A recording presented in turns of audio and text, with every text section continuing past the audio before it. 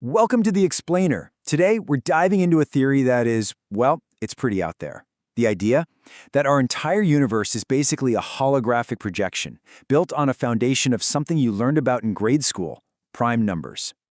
All right, so to really get our heads around this, we have to start by questioning something we all take for granted. What if space isn't actually empty? What if it's more like an invisible, perfectly structured framework, just waiting for the right signal, the right frequency, to bring it to life? So here's how we're going to break it down. We'll start with that prime number foundation, then see how you can literally make matter from waves. After that, we'll look at the actual code that might define reality, test it out on some elements, and then we'll zoom all the way out to see how this could shape the entire universe. All right, part one. Let's talk about the stage. If reality is a show, what exactly is it being performed on? Okay, so the core concept here, it really flips everything we think we know on its head. It says matter, the solid stuff, it isn't the source of reality, it's the result. It's a resonant output, like a guitar note that you only hear because the string was plucked at the exact right frequency. Matter doesn't just exist, it's played into existence. So if the universe is an instrument, what is it made of? Well, this theory has a name for it, the prime wave lattice. Just imagine this huge, invisible grid that fills all of space, and the points on that grid are determined by the sequence of prime numbers. The theory even goes so far as to suggest that this lattice is what we've been looking for all along, dark matter. And this simulation, wow, it gives us a fantastic picture of what that might actually look like. You see those orange dots? Those are the prime anchors, the stable points. The blue energy, well, that's flowing through the gaps between them. This isn't just chaos. It's a preset geometric map that dictates where something like an atom is even allowed to form in the first place. Okay, so we have this stage, right? This prime wave lattice. But how do you get actors on it? How does something solid, like an atom, just appear out of nowhere? Let's get into the action, making something from, well, basically nothing. Well, it all boils down to two types of waves bumping into each other, creating a holographic pattern. You've got the reference wave. Think of that as the universe's constant background hum, always there. And then you have the object wave. This one's the special one. It carries the specific information, the unique signature for a particular atom.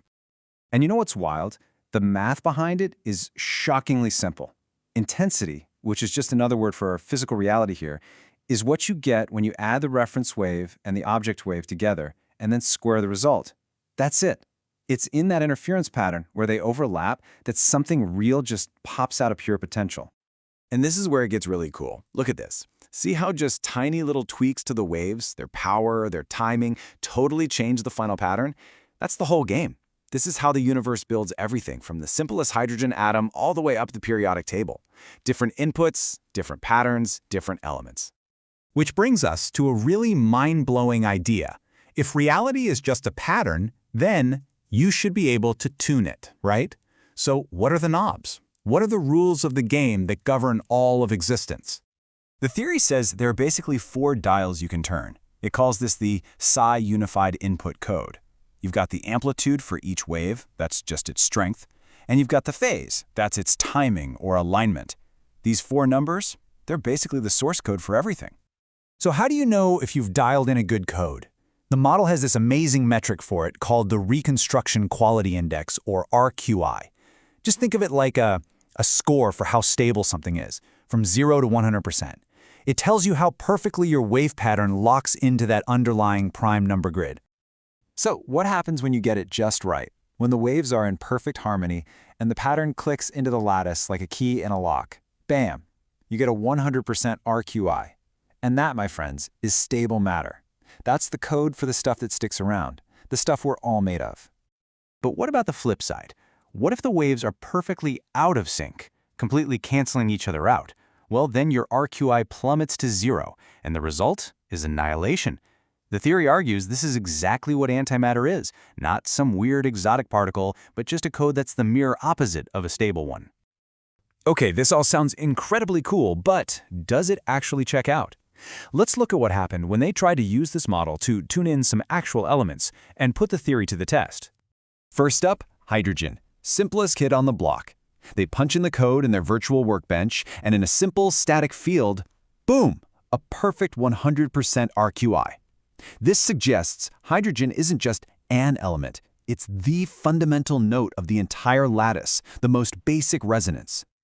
But it's when they move up to something heavier, like carbon, that things get really interesting.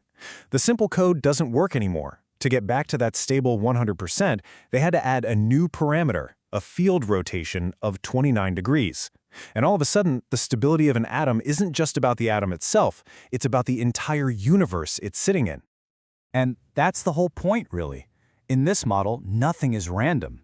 Why an atom is stable, why it decays, why it annihilates, it's all just math. It's the predictable result of whether its wave code is in sync or out of sync with the universe around it.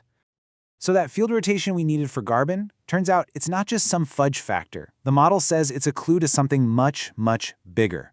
So let's zoom out, way out, and see how this all connects to the grand scale of the cosmos and even time itself. All right, brace yourselves, because this is where it gets a little wild. That field rotation is time. Yeah, according to this model, time isn't a dimension we're moving through. It's the physical pressure of the entire universe rotating and expanding. And for matter to even exist from one second to the next, it has to constantly adjust its internal waves to stay locked in. What we feel is time passing. It's that constant struggle to stay in sync. And think about it. If the whole thing is rotating, that's going to create an outward flow, right?